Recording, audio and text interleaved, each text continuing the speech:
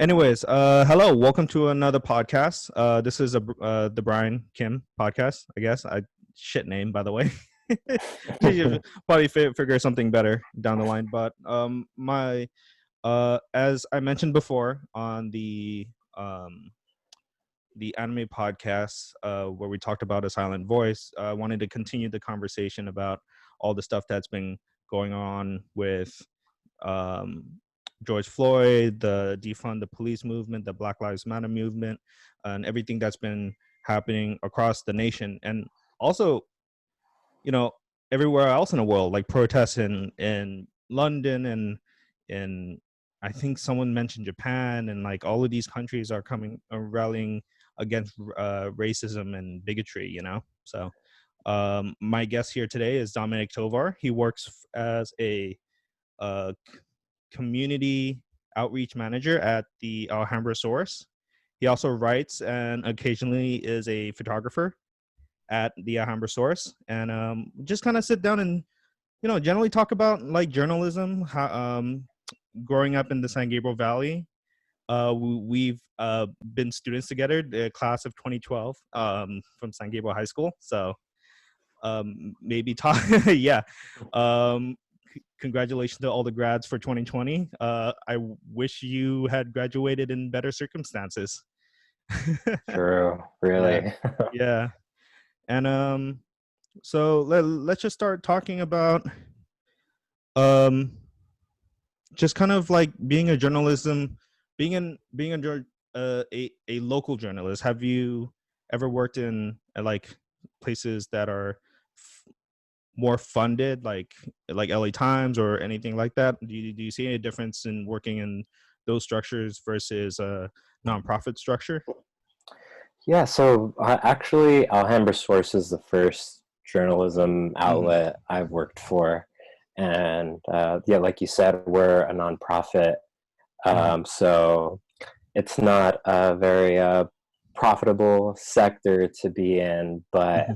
I do think that as a local publication that focuses in Alhambra and the Mm-hmm. neighboring cities of the San Gabriel Valley, I do think we do a pretty darn good job of meeting people on the ground Mm-hmm. and talking to folks who are really making a difference, on a small scale. Yeah. But that does cause a ripple effect.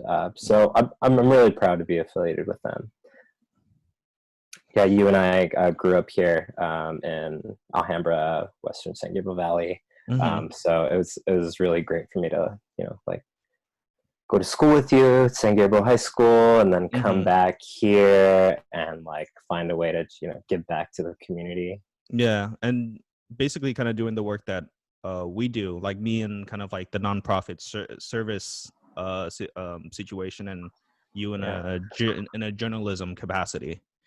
And yeah. I want to ask,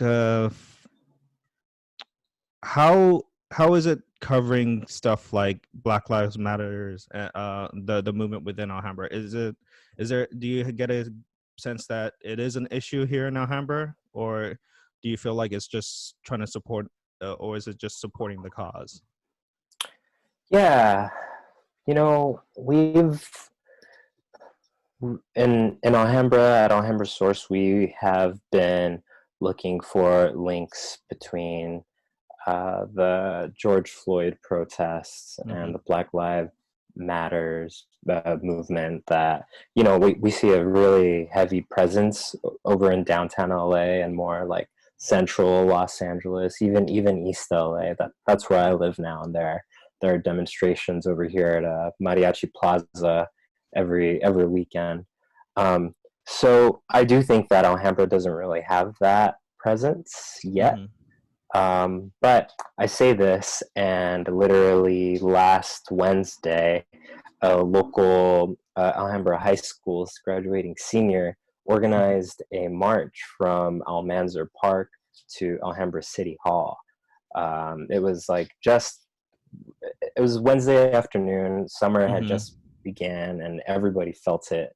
Mm-hmm. And this student had had wanted to just voice his support of the Black Lives Matter movement. He wanted to voice his support against racial inequality. Mm-hmm. So it's actually great that him and a small group of friends decided to organize a meeting at Almanzor Park, and we had talked to him the day before. It was only supposed to be 15 people, Mm-hmm. but the day of the event, 200 people ended up marching from Almanzor Park to City Hall. And I just think that, like, wow, that's so impressive that this these kids, just orchestrated this little grassroots, demonstration, and it ended up being pretty darn successful. So although Alhambra doesn't really have like a big presence in terms of Mm-hmm. I guess demonstrating solidarity or support of the Black Lives Matter movement, I think is developing for sure. Yeah. You hit something that I've been noticing across the nation is that a lot of these movements are starting from students that not just from colleges, but like from the high school level. And I Yeah. think my hope and understanding is that like maybe that should continue. Like these what I've noticed with working with high school students, that like if you talk to them as if they're adults, like they'll be willing to stand up for things that are wrong in their community and say something about it. So I think that that's kind of like a greater movement, and I think it's probably a built up since all of this coronavirus, the COVID-19 things, and I think there's this collective kind of um viewing yourself on the inside and like Yeah. understanding like why in a span of 2 or 3 weeks all of these racial subjects are coming to the forefront, and then George Floyd happens, and that's the spark that like ignites the fire. Mhm. And I think now we need, I think as a nation, to really consider how we talk about racism in the high schools and all those things. And I I just realized I'm having a rambling conversation, but I guess that's why we're doing this podcast. Yeah. Oh, yeah. I think I've personally felt that I've been Mhm. rambling by myself in my own head since Mhm. since George Floyd's death. Just thinking about what does it mean Mhm. exactly? What does this movement mean? What's my contribution to fighting racial inequality as somebody who lives here, the San Mhm. Gabriel Valley? How can I support, or what could I do? You got me. Yeah, now I'm rambling here. I've asked myself questions like this multiple times, and I don't think anybody's really gotten a satisfying answer. Mhm. But folks are acting, and things are getting done. Mhm. Um, so that is really exciting, and I think youth organization is a big part of that. Yeah, and all of these actions, like I think Garcetti in LA is trying to move funding away from police and into social services like housing and mental health and all of those things. And I think that that's kind of positive action going into a positive way. um and then Mhm. this whole movement of defund the police, which I do have family members that and friends that are do serve in public service, in terms of firefighting and police and in the armed forces. But um I feel, for me personally, it's like trying to grapple with what that means. And then when I see the budget of LA, it's like seeing how much money gets allocated to police versus housing or things that would fix the problem from the ground up versus using police to always fix the problem for you. So I think it's Yeah. going in the right directions, but it's just there's some other stuff that I'm so bothered by, in the sense that's like the when on a national level, I'm weird about talking about politics, but on a national level, when Pelosi made the announcement of what they're doing on the Democratic side, um, but wearing African kente scarves. I'm like, okay, you could have just made the announcement, but it's a weird thing when they bring these scarves out of nowhere. I'm like, what is going on here? And I'm just, Yeah. it's yeah, it's just kind of weird. But well, what is Yeah. your personal take on kind of the this whole defund the police stance? Yeah, it's yeah, my take is sort of changing every day. Mm-hmm. If you asked me 2 weeks ago what I thought about defund the police, I would have said like, "Oh my God, like, what is this really something that we want as a community? Are we sure that we want to go there?" Um, because I didn't quite understand what that phrase meant, defund the Right. police. I didn't understand. But like immediately, I think people see that on a sign or hear their friend or hear somebody yelling it down the street, and to them it means, to someone who is not aware of what it means, it might mean, okay, no more cops, no more public safety, no more, there's gonna people just jump into like worst case scenario. People think that there's going to be a murdering rampage if we get rid of the police department. There's going to be more domestic violence cases. There's Mm-hmm. The world's just going to go wild. But I think you and I saw that same infograph about the LA County or the LA City budget, and it's the amount that the police department gets in terms of funding versus education or other social services is really drastic. And I'm still figuring out exactly what defund the police means, but I've heard a lot of great activists and scholars help me understand what it means. And to them, it's not like a it doesn't mean defunding public safety or Yeah. social services. It's a reinvestment in those services. There's a Yeah. reallocation of funds that really focus Mm-hmm. on like you said, on funding those services from the ground up instead of relying on police officers who, although have training and although have careers, long careers of talking to people on the ground or helping people on the ground, might not be the best qualified to, what's the word I'm looking for? Put out, diffuse conflicts between people. Yeah.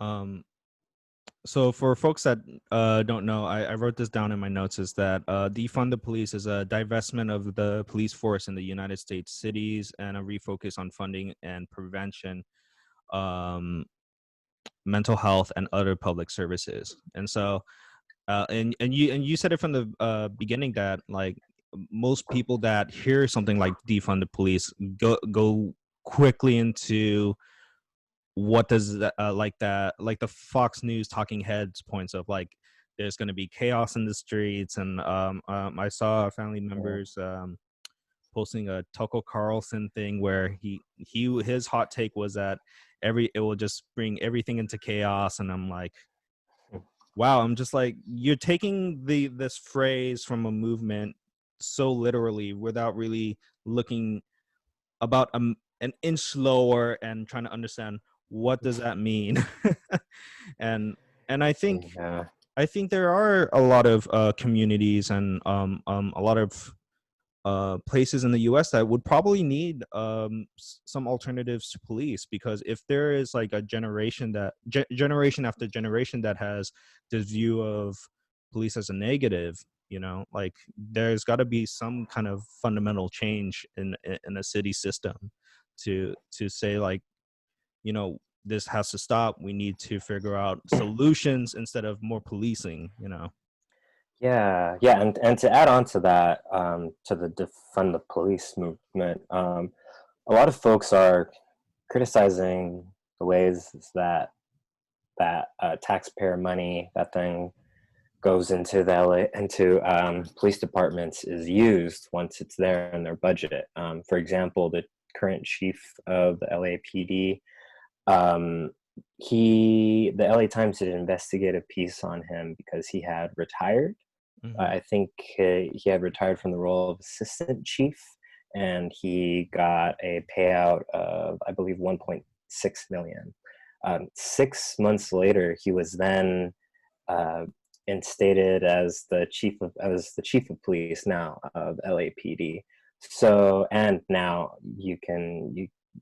he's definitely getting getting a paycheck, and is definitely getting benefits, and is Mm-hmm. definitely getting all that money. So what happened to the 1.6 million is what a lot of activists are questioning. Like, should should that's money that could have gone to social services. That's Yeah. money that could have gone to mental health. That's money that could have gone to education. So there are a lot of critiques on what police departments use their money on. Mm-hmm. A lot of it goes towards court, protecting policemen in court cases. When there are those police brutality suits, it goes towards settling a lot of their crimes. Mm-hmm. So yeah, there are a lot of issues, but I'm learning every day, Yeah, and it's I feel like I'm learning every day too. I went to my workplace and we were making these boxes and bags to give the families of food and provisions, because we're still, even though we're very focused on racism and police brutality at this moment, coronavirus is still a thing. And yeah. families still need to be fed. And so I was working, and at the office there, someone told me that, oh, Alhambra PD has like a due diligence kind of program for the community. And I'm like, okay, I've worked with students at Alhambra High School, and I've worked closely with the mayor at one point, and all of those things. It's like, why is this the first time I'm hearing this? uh, Part of it probably is that I don't technically work closely with the police department in Alhambra, but I'm like, well, if there's something like this, like a due diligence unit at like Alhambra, like why am I just hearing this now? Yeah, Yeah. I'm not too familiar with what a due diligence Honestly, I is. had no idea what that meant either, and I think they had wasn't sure what that meant for them too. Mm. So at best, I think I probably need to ask them what does that mean. Mhm. This could be probably like community engagement eh, for Alhambra, maybe, or understandings like what's the role of the police in that city. So I'm Mm. not sure. Like, I live like a couple cities away from Alhambra. I get bussed in into the Alhambra school district, so that's why I really care what happens in that city. So Mhm. um, and plus I like shopping around that area anyways. Yeah.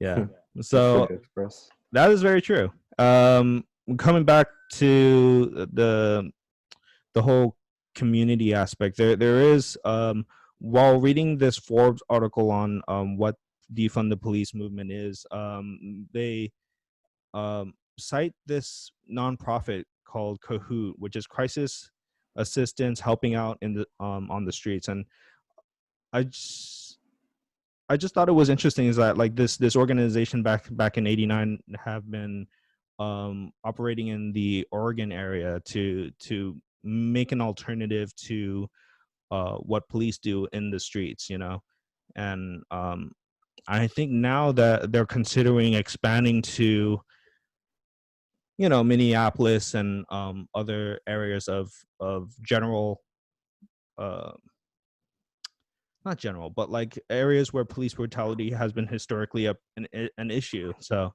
but I had this conversation with my coworkers, like, yeah, this does sound good, but like, does a blanket? I think my point is, like, does a blanket solution help with all cities? Like, what Hmm. works for one city may not necessarily work for another, and I feel and I hope that a solution can be made within the city level and within people that live in those cities. Like, do you feel the same way?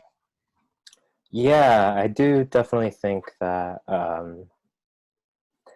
that what may work for, you know, a small rural town in Michigan might not work for Alhambra, for example. Mm-hmm.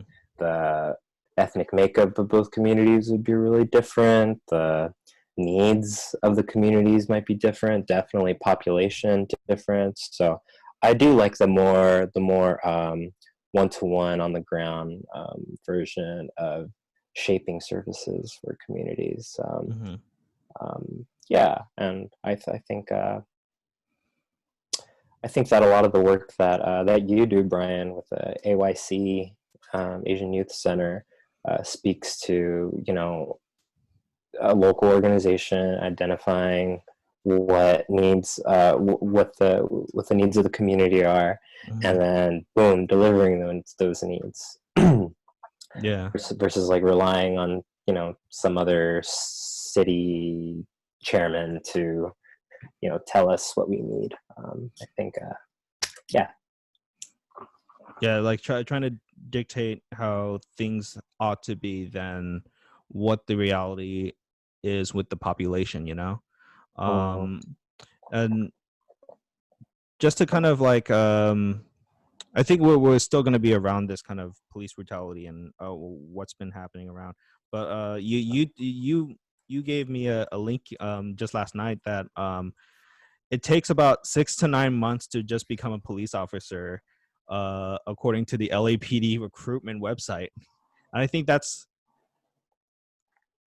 I think that's probably the most craziest thing to see is like why does it only take 6 to 9 months to just become an officer when I think most occupations has year years just to be considered a professional, you know.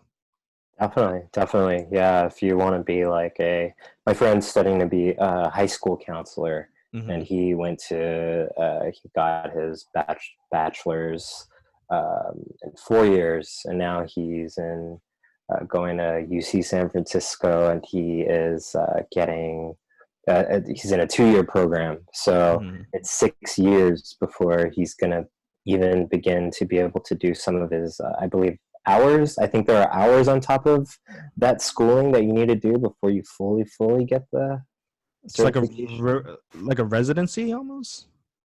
You know, Probably. I'm not quite sure. All I know is that it takes over 6 years Oh, okay. for Okay. sure, with, like, you know, the bachelor's and the master's Hmm. program.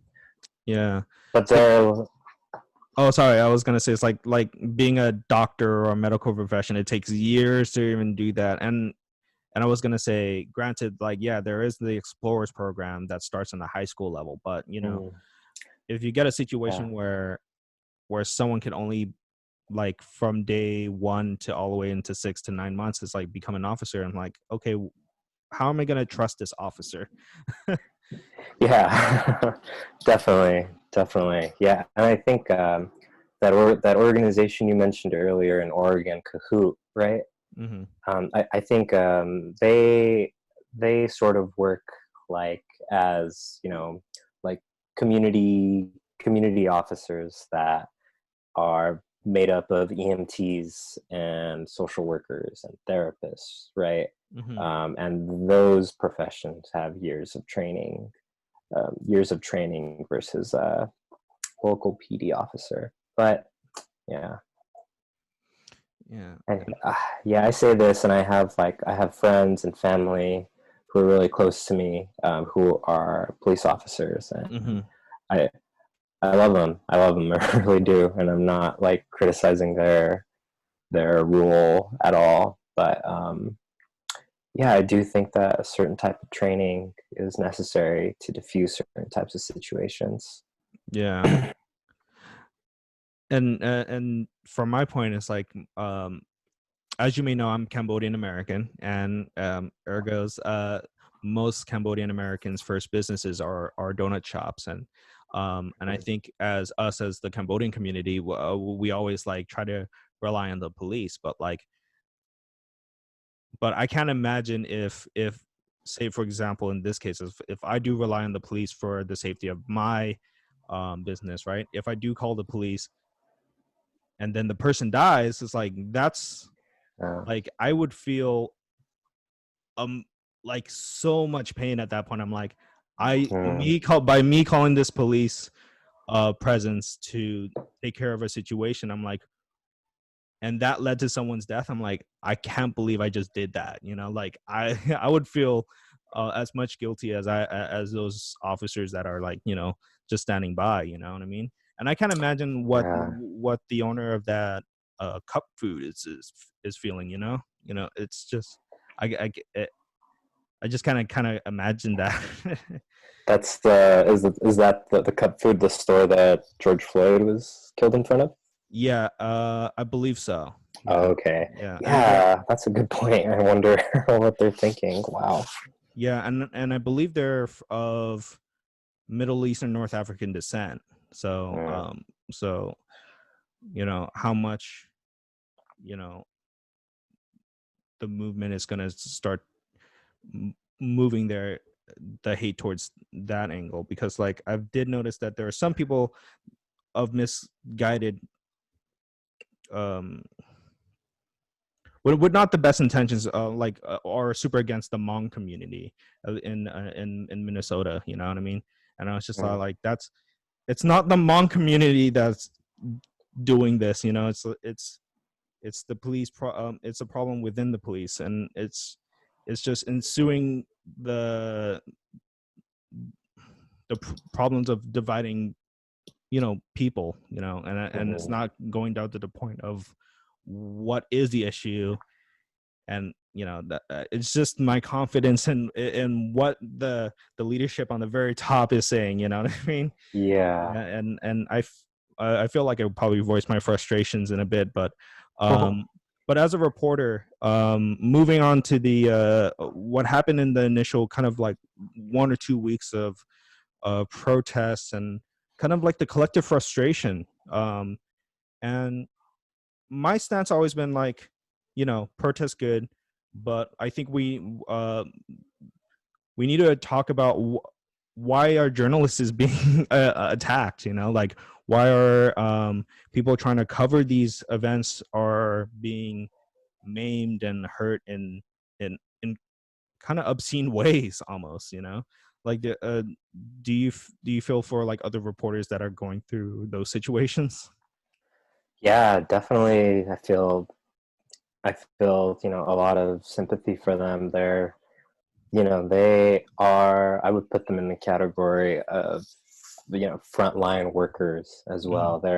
Everyone who's out there and protesting, is putting themselves at risk because we're still in this pandemic, Hmm. and they're putting themselves at risk by being in a crowd of people. They're putting themselves at risk by, you know, interviewing interviewing folks that are, both protesting and maybe anti-protesting, or who may Hmm. be there to, take advantage of what's going on and loot Right. maybe. So they are really in the thick of it, and I do think that they're heroes for putting themselves out there and making sure that everyone who's there gets to be, their perspective gets to be voiced one way or another. And I think that's the a journalist's job. Um, and we're seeing now that it could be a very dangerous one. Yeah. Seeing what happened to that Australian protester that got like sucker punched by a shield, and Oof. I think it was a New York Times photographer that um I th- there's two stories I've heard. Either they was holding like those big video cameras that they used to cover events. They pushed it back into her eye, and Oof. then like I think now she's blind in that one eye now, and getting pepper sprayed. Mm. Did you see the Vice coverage on? Do you watch Vice News? I do sometimes, yeah. Yeah, I haven't seen any other protests coverage. yeah. They've been having really solid coverage of everything that's been happening from East to West Coast. Okay. But it's just showing that even them, they're not immune to what's happening right then and there. Mm. And it just seems weird. It's like when you see these examples of reporters getting beaten and all of these things, and like there's some news organizations that just want to focus in and hone in on looting and property damage and all of those things. I was just like, look, like the attack on First Amendment rights is like the right of free press and the right to freedom of speech to assemble. I'm like, that should be as scary as what they're reporting right now, you know? Mm. And so I think that's my whole stance on this, because you know I ultimately these news organizations that are right in the front lines, like they'll show you in an unflinching way of what's going on, and I haven't seen that in on Fox or anything like that. I just like to call it the talking heads, because it just seems so out of touch almost, you know. It's like I think some of these reporters probably haven't been to a protest themselves or seen something like this and been a part of it on the ground, you know. So yeah, Yeah. that's just how I see it. And Mm.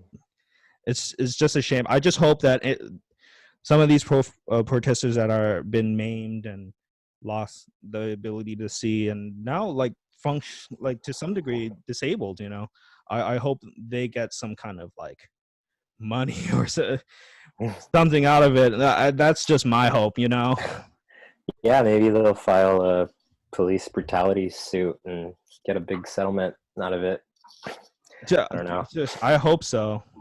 It's on the same thing. It's like what I mentioned with the Australian reporter that had his gut punched in by a shield. His Oof. situation, it was when our current commander in chief was having a photo op in front of a church. The most bizarre photo op I've seen in a while, and that's saying a lot for almost surviving 4 years with this guy.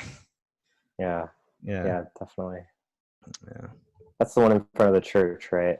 yeah. The church where I think I don't know if they ever confirm who was the policing force that called it, but most people are saying Barr did.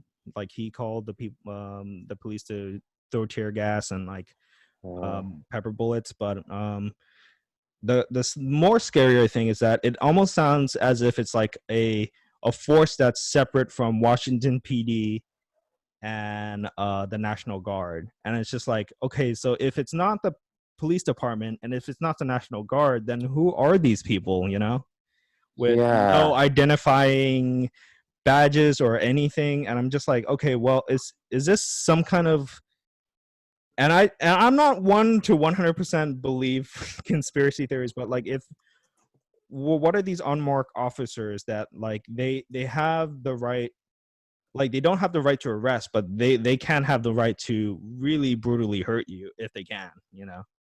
mhm. So that's a scary thing. um if you're trying to report on the front lines and in Washington. Yeah, Yeah. definitely. I had I had read that it was that it was either National Guard or active duty troops, but Hmm. I've gotta check my facts before I say anything. A very good reporter thing to do. Yeah. Oh yeah, there's so many like outrageous stories being circulated. You know, you and really do have to check your facts and everyone else's facts. and I mean, claims and all of those things is you know, I did bring up a whole point about conspiracies, but our initial podcast, we did schedule it at the when all of this started happening. We were I think me and you had a conversation. It's like, you know, we were going to talk about conspiracy theories and where you get your information and all of those things, because a lot yeah, of Bill Gates conspiracy theories, 5G, and all of these stuffs were coming out, and then immediately George Floyd and the U.S. Trying to grapple with its original sin of racism and slavery. You know, So I thought maybe not the best time to talk about coronavirus. Yeah, it's okay. Next week. Maybe, yeah. But in terms of conspiracies, I think I remember within this week, our president retweeted a conspiracy by this network called One America News Network. Is that in your radar? No, it's not. No. Oh, you're in for a treat, by the way. Okay. If you're just hearing about One American News Network, OAN, you're in for a treat. Put on my seatbelt. Yeah. So this, if you thought Fox and Friends were on Trump's side, I think this network is we love Trump times a million almost.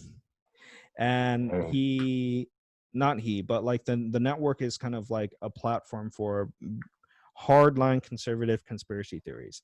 I know I'm shaking the table. I should stop that. But one of the conspiracy theories that our president retweeted is that do you remember that 70-year-old person that was trying to return like a helmet to the police officer, and oh yeah, and then he was shoved, and then then now the officer's like, I think the pushing officer is suspended or fired or something. I'm not quite sure. yeah, They I were think reprimanded though. yeah. So the officers were punished, right? I don't know what degree, reprimanded or off the force or suspended, and then the rest of the it wasn't necessarily the police force, but it was like a kind of like their version of SWAT in that city. Okay. Everybody within that unit decided to leave that unit in solidarity of the two other guys that got suspended, essentially. Yeah. So they weren't doing it for the protest. They weren't suspend like all leaving because of the protest. They were leaving because their colleague is being suspended. And Yeah. the guy that got shoved and then pushed onto the ground with blood coming out of his ears, this news network was saying this guy could be Antifa. And this could all have been staged, and like he probably cut himself prior. And I'm just like, what is going on? And I'm like, yeah, like I do want to take every news site with a grain of salt, but when they make claims like this, I'm like, are we really like Rawa Gramatzian is oh, executive what's going on? director of Push Oops, sorry. Buffalo. Whoops. Yeah. Someone Sorry. started talking. I was I was looking up I was looking up an article about the old man who was pushed, and an ad came on. Sorry. Oh, okay. And it's just kind of crazy to me to think like this guy in his 70s. I don't know if he was part of the protest, but now to this point he's getting blamed by the president as being Antifa, and like this whole conspiracy theory around him. I'm like, this is just insane almost. And I can't and I can't believe this news network has a seat at the table with the other press inside Washington right now, and it boggles my mind. And it's just kind of crazy. And say what you must about the Fox News talking heads, and like and I guess on the other side MSNBC, it's like, say what you say about that, but like at least they don't, like, as if it was a pitch meeting for a television series, making up like conspiracy theories on the spot. You know what I mean? It's just almost it's like that Jordan Peele sketched on about Gremlins 3. It's all like, that's an idea, it's in the movie. You know what I mean? I can't believe it has come down to this almost. Yeah, speculation is I think a lot of fun in the moment, but it's really dangerous if it if it goes across the ocean of social media, and a joke to one person inspires another person to do something violent or unsafe.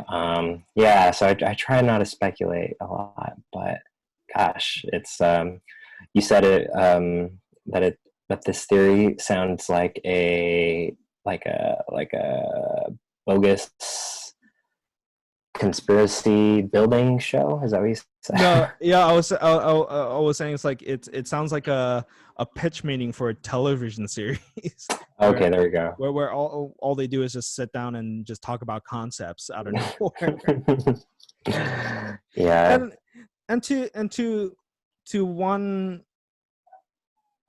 line of thinking, it's like, if people have these crazy imaginations, why aren't there more creative writers in Hollywood? If someone can sit down and make this whole 1,000-page diatribe about why this is a thing and why you should be worried about it, and there's all these connections out of nowhere, it's just like, okay, like, why aren't you just like, why is that effort there? Can you just push it onto something else that's probably be a little bit more constructive, maybe making money off of it, I don't know, but like, it's just it's kind of energy that I feel like it could have been used in a different way almost. Yeah, and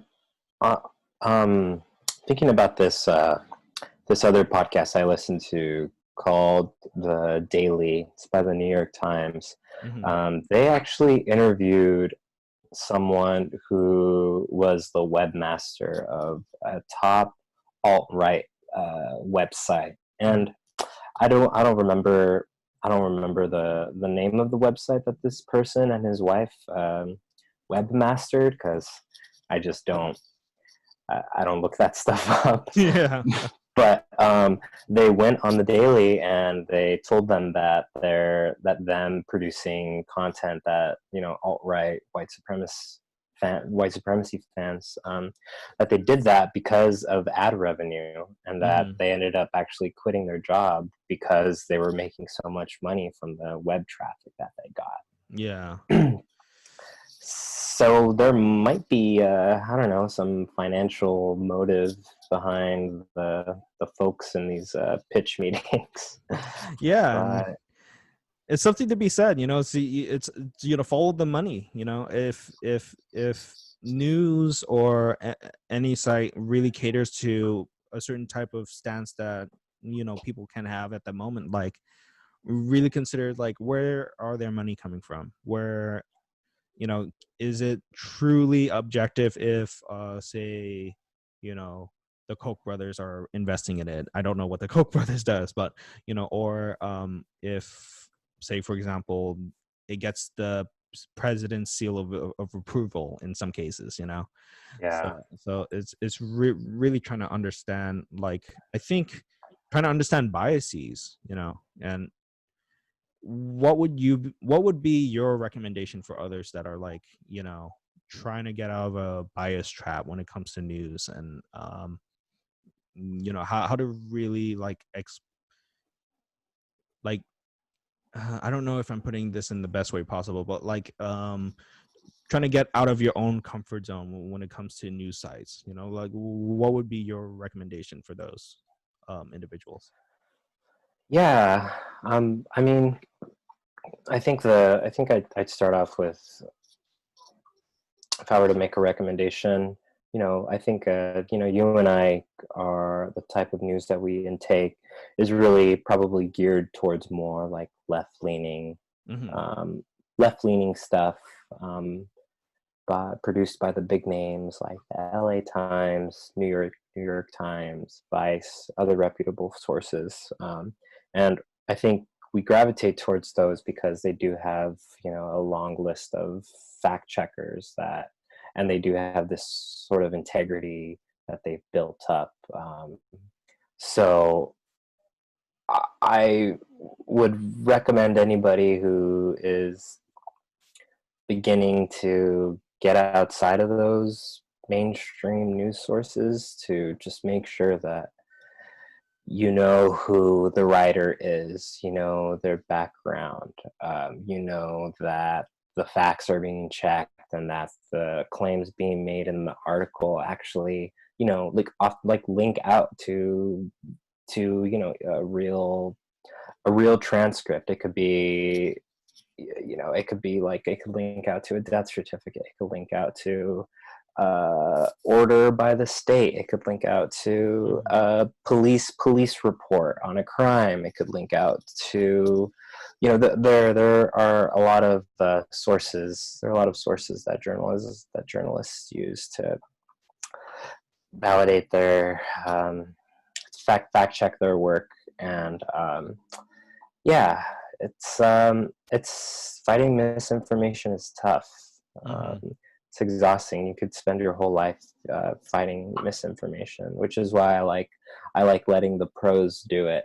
And I do like checking their stuff often as well, just to make sure that I know where they're getting their information from.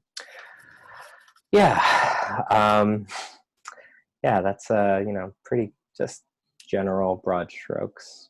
Yeah, I think I agree with that. It's like understanding where the information comes from, and it's not just the article. You gotta, like, most people, this is very terrible, but most people just read the headline and just go like, I get an idea what's going on, and like I'm gonna move forward. I'm like, are you really consuming news in the best way possible if you're just reading a headline and not going deeper down? You know? And I think I lost my point there.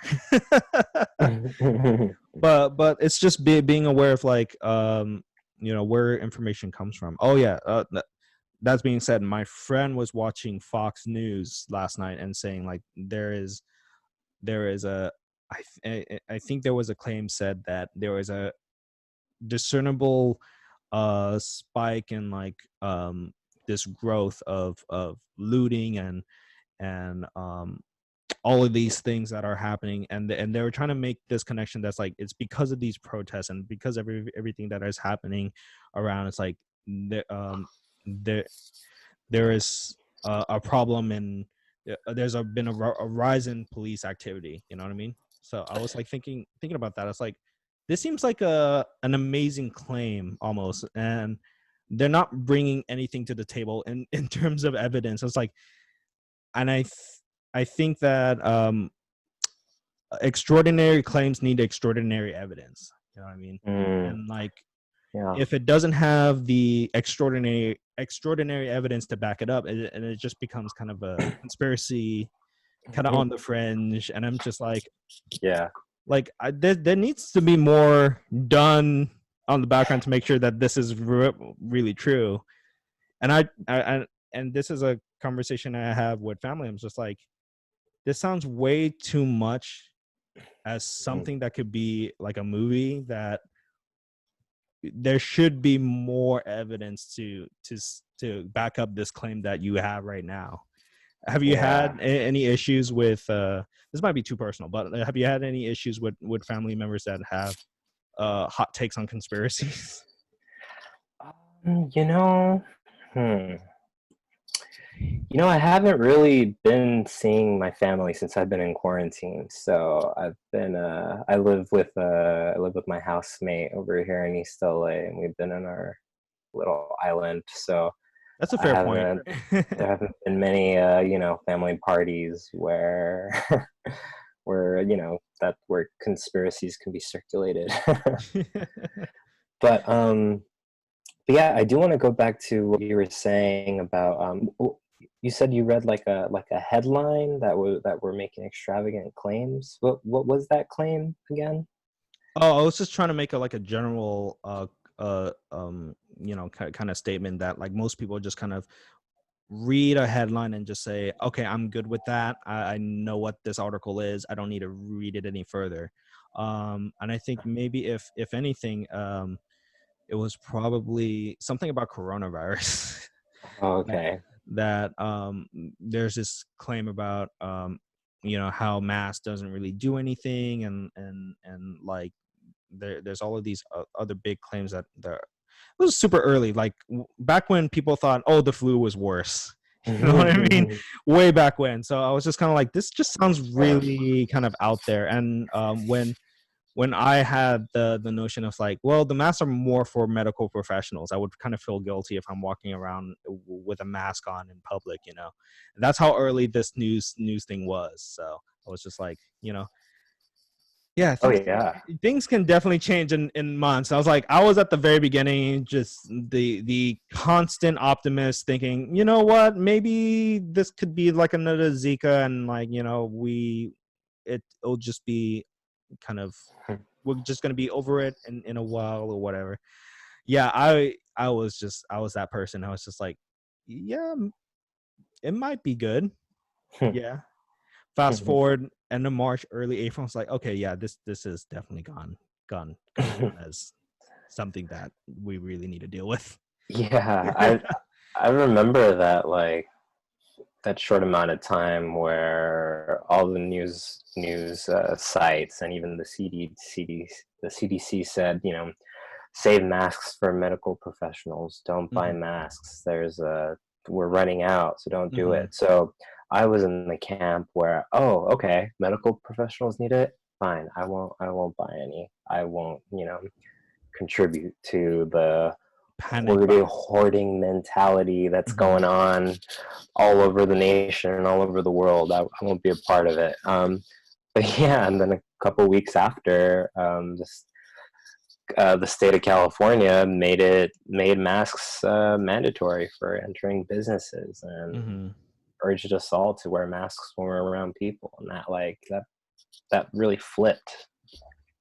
Um, and yeah, that just shows that that that the that dialogue around issues shifts so quickly, Mhm. um, especially with like what's going on with the Black Lives Matter movement. Um, at first, folks were just figuring out what they wanted to say. Um, uh, well, actually, I don't want to speak for them because I'm still learning and I don't want to pretend like I'm a pro. Yeah. Yeah. Anyways, yeah. Yeah, it's things are always developing, and going back to the initial point, or the question you asked is like, yeah, it is kind of disheartening that like for most people their interaction with news is just a headline, and they're off to the races. They're off to whatever else needs to be done, you know, for the rest of the day. And I think, you know, with good reason. It's like, you know, I don't know, like in this day and age of Twitter and social media, and like how everything is just kind of moving in a breakneck speed. It's like people sit down and to really consume news. But I I feel like there should be kind of like a going back to reading articles and like trying to really investigate your sources and things like that. Not just as a journalist, but just a citizen, kind of like on your own. Like people should be doing that, regardless if you're a journalist or not. You know, um, Mm, and going a bit more deeper than what the headline says, because I feel like yeah. when it comes to places like, you know, LA Times, New York Times, and like all of these very established companies, it's like I feel like sometimes the lead on a story can be more sensational than what has been written about within the article. And I feel like to some degree it's like, oh, they're just trying to sell clicks, or not sell clicks, but like trying to get clicks and get people to buy the newspaper. And like, yeah, to some degree that is happening, and I can understand a publishing company needing to do that. But at the same point, it's like it kind of feeds into that whole like, this is the burning building, but Hmm. when you figure it out in the inside, it's like, oh, this is more of a systemic thing than a burning building, you know. Yeah, yeah, definitely. And going back to the whole coronavirus, and we're about hitting an hour, but what is your? We mentioned that like news is always constantly developing when it comes to this day and age of coronavirus, and how do you feel about literally today that gyms are opening up in California, and we're gonna go back to things as normal, but when looking at the number and the data, it's like I think California is one of the the first 7 states to have a discernible increase in coronavirus cases, while we're all trying to figure out how to reopen. So how do you feel Yeah. about that? Like, I feel like it's almost every week there's like something that the World Health Organization is saying that conflicts with the CDC, and there's, of course, like the differences between Chinese like Chinese reporting versus the US reporting, and I'm just like, what am I supposed to believe right now? So I'm just kind of like, you know what? I'm just gonna just keep wearing the mask until something that's like an ethical treatment, or I wouldn't say antidote, but like what's that word? And hi.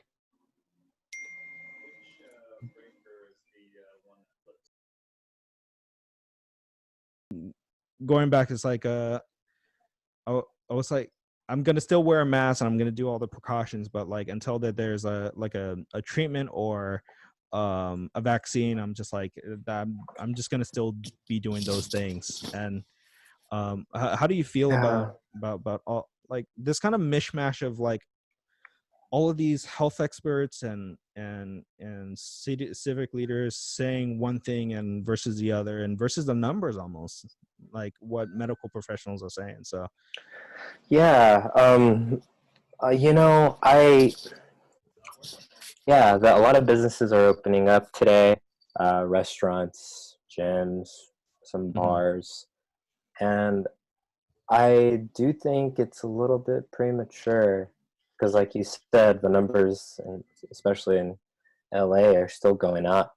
mhm, Um, and I think the decision, and I mean, this is me speculating here. I think the decision was made because of the economy's been just so darn hurt by everything being shut down, and mhm, I feel like there's a lot of pressure from business owners and chamber of commerce and city council members who are business owners mhm. to open up their businesses again, and just go on as business as usual. But I don't think we're quite ready, and maybe I'm just maybe I'm being a pessimist, but Yeah. I think it's too soon. I think it's too soon, and I think we should wait until we get a vaccine before we start acting like it's January 1st, 2020 again. Yeah. I didn't notice that Gan Korean barbecue, the restaurant in Alhambra, like I have a friend, Facebook friend, that is a nurse in that works in the medical field, and he went to the restaurant, and he was just, I think he just kind of done it as a goof, just to see how it'd be, like how everything um would be organized. And it's like I just thought, this is weird. there I Yeah, there are I places that use mannequins to help social distance, and I don't think Gen was doing that, but it did look, it looked kind of weird. It's like, oh well, this kind of looks like a normal day, but at the same time, it looks like our time right now is coronavirus. Yeah, I drove by. I was driving through Main Street last Saturday, and outside of Gen, and wow, the line was so long. It didn't look like there was any social distancing going on. I don't know what it looked like inside.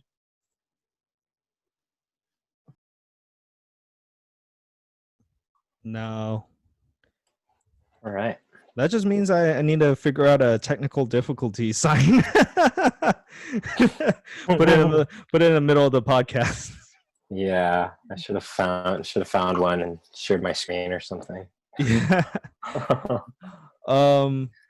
It, anyway, so oh yeah, we're talking about the reopening of basically not just California but other states, and it's just kind of, for me, the way I feel is just that it's just there's no consistency of plans almost, and it almost seems that it's interested in in in in some core things that you said. It's like it's economy based. It's based on businesses need to go back to work, or people are hurting financially, which those are very valid reasons. But Yeah. to not have kind of a clear and concise way of understanding like how people that could be compromised, like immune compromised or older than past 60 can be affected, so Yeah, yeah. definitely. And we began this conversations talking about what's the best method for communities to police themselves or provide Hmm. services for themselves. It varies from city to city and from state to state. So which is Hmm. why we're seeing, and it's true, some states might be better off than California, but Hmm. I don't think I can't speak to those states. I don't think LA is quite ready yet. Yeah, and I do have family in the southern Nevada area. I was just like thinking, well, to some degree, LA is more packed than Nevada, and if you're not in the hotel industry, you are kind of spread out. But Mm, it does scare me that they're still gonna organize a in-person graduation for my nephew, and I'm just like, why? That doesn't wow. sound 100% safe. And I know, like in the Alhambra school district, they just kind of wrapped up their drive-through graduation. So but my thing is like, maybe there's two different situations. We're more urbanized, where our density is much more higher than it is in, say, like um the Las Vegas, Clark County area. It's like it's more Mm, spread out. And so I just yeah. kind of hope that city leaders kind of understand. But that hope kind of burnt up when the Anderson Cooper and the mayor of Las Vegas had that conversation, trying to use Oh, Las Vegas as a test bed for for coronavirus. I'm like, oh my god. oh, I missed that one. That sounds interesting. It was a rough 45-minute interview that Hmm, I felt. So if you know anything about that Las Vegas area, the city of Las Vegas is not technically the Las Vegas people visit or known. From McCarran Airport all the way to the stratosphere, that is technically another unincorporated space that has its own police, own city structure and everything. Las hmm, Vegas, the city of Las Vegas is not is the most I think the most northern part, and it's different from the where all the tourists goes to. So hmm, I think she's kind of hurting, um or she kind of sees the numbers in the sense that it's like, if casinos close, that there's less tax revenue, so yeah. I guess there is a form of understanding there Hmm. when it comes to some cities wanting to open up again. So Definitely. yeah, it's gonna take me a while to go back to the gym. as as much as I love the gym. uh, Definitely, yeah. It's been tough. I've been running around my neighborhood and going to Almanzar Park, and Yeah.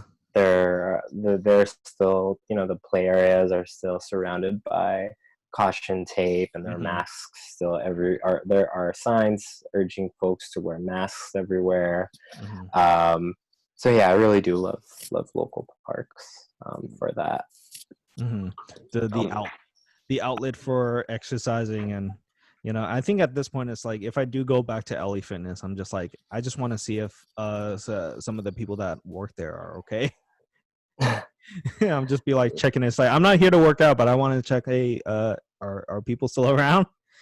yeah. Yeah. Oh, God. Yeah. So hope. So I think we're winding down now. I think we did kind of hit some points about coronavirus and everything. It's just so weird that we tried to talk about the virus and reporting and conspiracies, but I think we did kind of cover a little bit of each of that.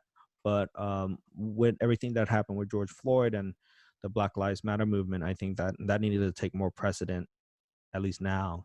And I think my hope in the next coming weeks and months is to kind of like have a continued conversation about how cities can be, how cities and educators and civic leaders can be part of the solution um, to systemic racism and policing, and like how to be more equitable in a society almost. It's like if this can happen to an American, like this is how I contextualize it for conservatives. I said, this police officer did this to another American. And if you think that that's wrong, you should feel that way, like it should be something that shouldn't happen. Like if that happens, that's lean on to the idea of like, that is a police state. If a police officer can do that and get immunity and like basically be exonerated from any wrongdoing, and I think the thing is like, just because he's of African American descent, is like that people are contextualizing, saying that he's already a criminal. But like, why would, my stance has always been, sure, if you want to talk about his past, I guess that's okay, but at the same point, like, why would the suspicion of passing a forgery be a death sentence for somebody? Why would that, why does that sound like justice to somebody? Like, if like, why would running in a local city make you suspicious for other people? Why would being at the wrong address in the wrong time be a death sentence for somebody else? Like, I can't fathom, like, these are Americans that are being killed, from police officers. That should scare you way more. I don't know. I think part of me is like, that's appealing to their own kind of sense of right and wrong. So I don't know. Maybe diving deep into that is not the best thing to do either. Yeah, but you pose really good questions. Why did it happen? Why was George Floyd killed in public, on camera, and next to his peers, next to people standing by? Those are questions that the nation's trying to answer right now, and it's inspiring a lot of people. So I don't think it will go. I don't think his death will be in vain. We're talking about it here. His death overtook your show, an SGV based podcast. His death is having a ripple effect, and it's wonderful that you and I, people of color but still non-black, are like devoting this much time to talk about it. And it's great. I'm trying to be positive, trying to look at the good side. I hope for being very the optimist I am. It's like hoping for the best, like if there's any indication, the 50,000 people march in Hollywood, mostly peaceful, like the peaceful protests after everything that's been happening with the riots and the looting. It's like, if that's indication of like, this movement will continue, you know what I mean? This is more than just looting and rioting and all of those things that are happening right now. So I think that's positive. That is a positive thing right now.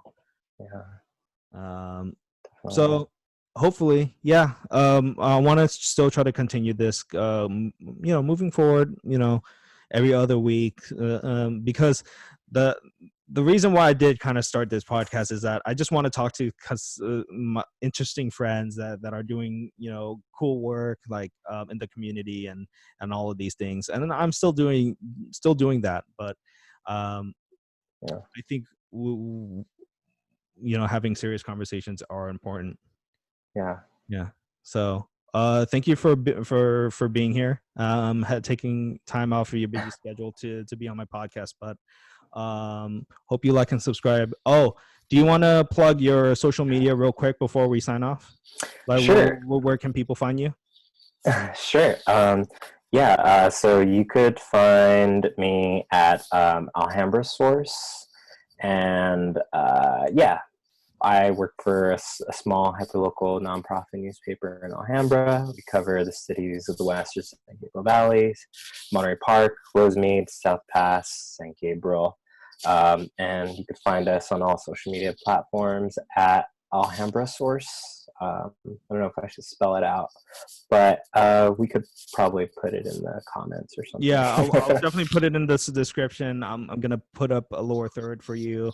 Nice. You know, keep up the good work. Reporting is, if I learned anything in these past couple of weeks, it's not an easy job. You know, and to some degree, almost a thankless job. So thank you for all the work you've done in the city, and I hope to talk to you soon. Yeah, likewise. Thanks for having me. This is great. Your mission, which is to highlight interesting community based voices, is a good mission. So I'm honored to be an episode.